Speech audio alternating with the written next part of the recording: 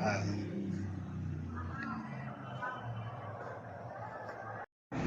ito naman yung paglabas namin ni sir. No? So, ginagawa ni sir dito, inininipis niya ito. Kailangan manipis na manipis talaga yan dito. Para pag kumabig siya ng kaliwa, di na siya sasabit dito. Ngayon, pag dito nagkaroon ng space na kahit konti yan dito, medyo ano, problema yung anong yan. Kailangan lang naman tapat na lang gulong pinakanta. Pag tumapat na yan, todo na yan. Yan. Yan. Dapat na itodo niya na. Ayan na, lagpas ng gulong niya dyan. Dapat na itodo na yan. O, pwede mo na itodo yan, sir. Lagpas na, oh.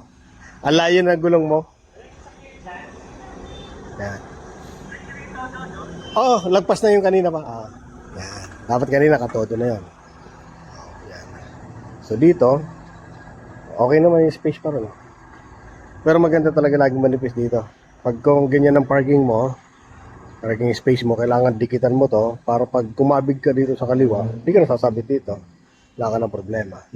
So itong parking kasi space ni sir, medyo ano yan, masikip ang ano. Yan. So safe na tong side na to. So ito safe na rin. So ang guide na lang yung nasa likod. Yan, inilalapit niya lang yung puwetang sakyan doon sa likod. Okay, ganyan ano. Ito yung tsura ng labas na. Yan.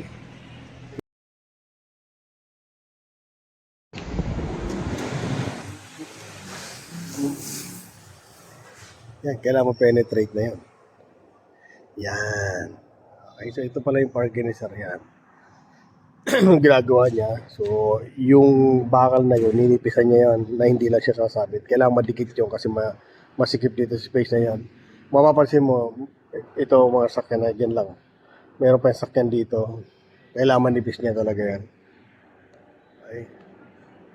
Yan. Pag tumapat ang gulong doon, kailangan itatapat niya ng gulong dyan. Yan. Tapos dyan siya magpupull turn.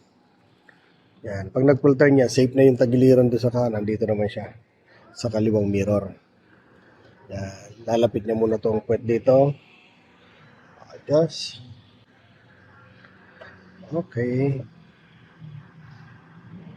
Yan. So, naramdaman niya na malapit na yung puwet doon. Kaya abante naman siya dito.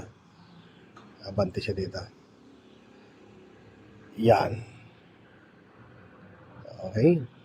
Nagkaroon ng space dito, kaya atras na. Pero full turn, papunta sa kanan. Yan yung mga dry steering na inaano. Kasi di pwede dito yung paabantin muna bago liligo. Yan.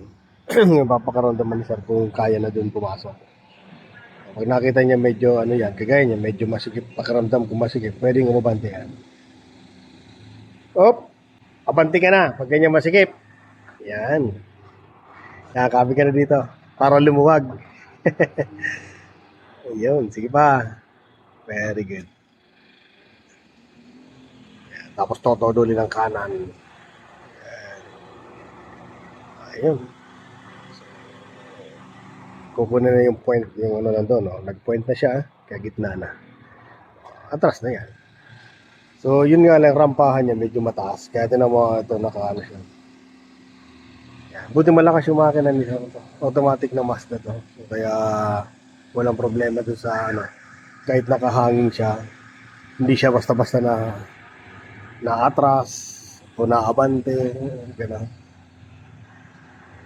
Automatic transmission. Ayun. Ah, ganun ang pag-park dito.